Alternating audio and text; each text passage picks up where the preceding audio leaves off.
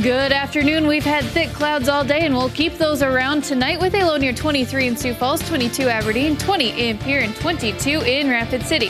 Cloudy skies again tomorrow and a little bit warmer, 35 in Sioux Falls, 34 Aberdeen, 33 in Pierre, and 41 in Rapid City. And we could have some afternoon and evening flurries. We'll take a closer look at those and the next chance for snow coming up. KELOLAND's First at 4 starts right now. Live from KELOLAND Media Group.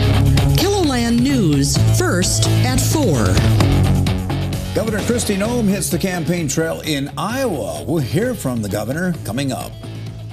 A new trial policy in Minneapolis will break down the changes and what it means for police coming up. And we are back in Harrisburg, a day after a large fire. What's left of the building that housed several businesses? That's just ahead. Good afternoon, and thanks for tuning in to First at 4. I'm Don Jorgensen. And I'm Kelly Volk. First, we have new details on a shooting at a high school northwest of Des Moines. Authorities say a 6th grader was killed and 5 other people were wounded by a 17-year-old suspect in a shooting at a high school in Perry, Iowa. Michael George reports.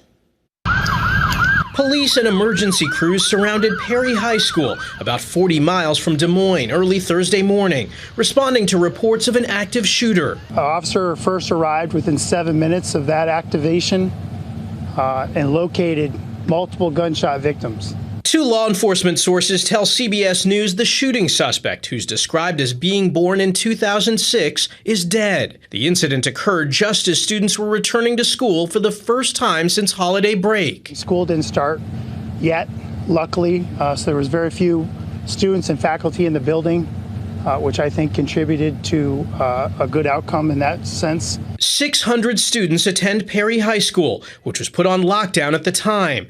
The nearby middle school and elementary school, just a few blocks away, were quickly cleared. Residents say Perry is a close-knit community. Everyone knows each other. You don't really expect anything like this to happen. The FBI is on the scene and is helping in the investigation. Michael George, CBS News. The shooting occurred in the backdrop of the Iowa caucuses and not far from where Republican candidates were campaigning. Fire officials are trying to figure out what sparked the large blaze in Harrisburg yesterday afternoon. This is what's left of the commercial building that housed 3 businesses. The Lincoln County Emergency Manager says that 2 people were in the building when the fire started, but both were able to get out safely and no one was hurt. The fire marshal will be on scene investigating the cause. KELOLAND's Julia Lynn is working on this story, and we'll have an update in the next half hour. Let's get a check on the weather now. Felt a little chilly out today. Chilly? I'm going to say cold. It was kind of cold out there. We're spoiled, though. That is true. Let's get the latest now. Here's meteorologist Megan Chatta. Well, Don and Kelly, if those temperatures felt cold, just wait until the end of next week. We have much colder air on the way. Today's temperature is actually near normal. 28 degrees right now in Sioux Falls with those thicker clouds, and we've had a south wind at around 9 miles an hour. As we head around the region, we have thick fog in Rapid City right now at 27 degrees, north winds at 7 miles an hour, and we do have that dense fog advisory posted through this evening for those counties in gray in western South Dakota for visibility under a quarter mile possible at times. Right now, 29 in Yankton, 23 in Brookings, 25 Sisseton, 32 in Phillip, and 37 degrees in Custer. And we have that light south wind at 5 to 15 miles an hour. That is actually bringing in some warmer air for the day tomorrow. Right now, also watching those thick clouds from Sioux Falls back towards Huron, Pierre, and Rapid City and Buffalo. Nothing is coming out of those clouds this afternoon. Our next chance at a few very late flurries starts tomorrow afternoon. For tonight, thick clouds, light winds, 23 in Sioux Falls, 22 in Aberdeen, 20 in Pierre, and 22 in Rapid City. We could have some fog redevelop overnight. Then for the day tomorrow, we'll keep the thick clouds around. We'll keep our winds light and slightly warmer than today. 35 the high in Sioux Falls, 34 in Aberdeen, 33 in Pierre, and 41 in Rapid City. Starting tomorrow afternoon and into tomorrow evening, we could see a few very late flurries, turning to some snow showers Saturday morning in eastern KELOLAND.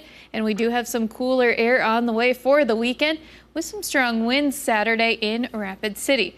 We'll take a closer look at the timing of snow chances for next week in just a little bit. All right, thanks, Megan. Governor Kristi Noem hit the campaign trail in Iowa last night for former president and current Republican frontrunner Donald Trump.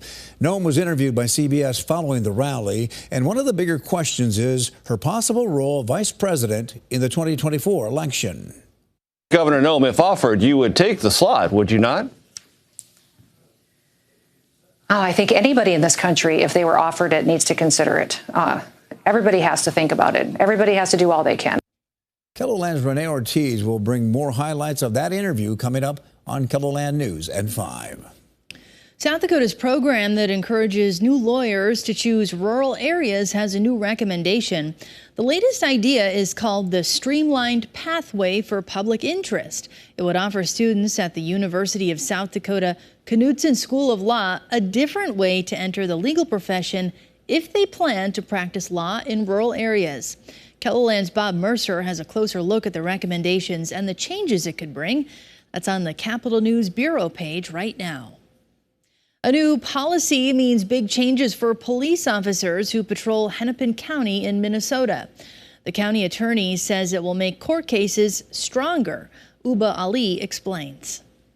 The measures we're announcing today strengthen the cases we prosecute. After months of collaboration with police chiefs in the county, is absolutely the right move. Hennepin County Attorney Mary Moriarty detailed a series of changes to what's known as the Brady-Giglio policy. The people of Hennepin County must have confidence in the fairness of the legal system, and compliance with Brady-Giglio requirements is an important part of building that. That means police or the prosecution are required to hand over information about a witness, even if it's a police officer and even if it hurts their case.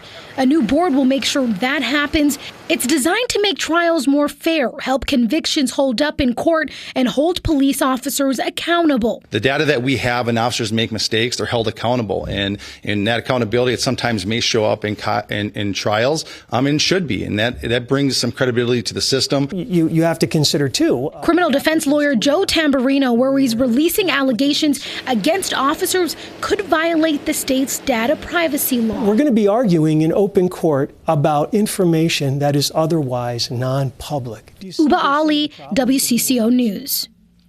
In response to the new requirements, the Hennepin County Public Defender's Office said police accountability is important and they will be diligently looking for these disclosures.